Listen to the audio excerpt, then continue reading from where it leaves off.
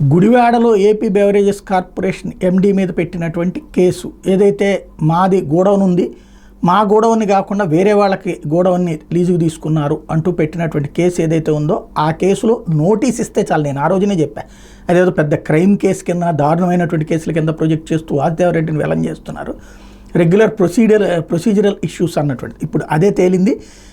AP రాష్ట్ర beverages corporation limited పూర్వ MD IRTS అధికారి వాసుదేవరెడ్డి మీద నమోదు చేసిన కేసులో సిఆర్పిసి సెక్షన్ 41A నోటీసు నిబంధనలను పాటించాలని గుడివాడ పోలీసులను హైకోర్టు ఆదేశించింది. న్యాయమూర్తి జస్టిస్ విఆర్కే కృపాసాగర్ గురువారం ఈ మేరకు ఉత్తర్వులు జారీ చేశారు.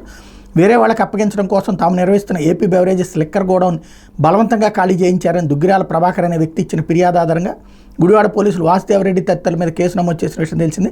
ఈ కేసులో ముందస్తు బెయిల్ కోసం వాసుదేవరెడ్డి హైకోర్టు పిటిషన్ దాఖలు చేశారు. గురువారం జరిగిన విచారణలో జీపీ వాదనలు వినిపిస్తూ పిటిషనర్కి 41 నోటీసులు ఇచ్చి విచారణ కోరతామని చెప్పారు.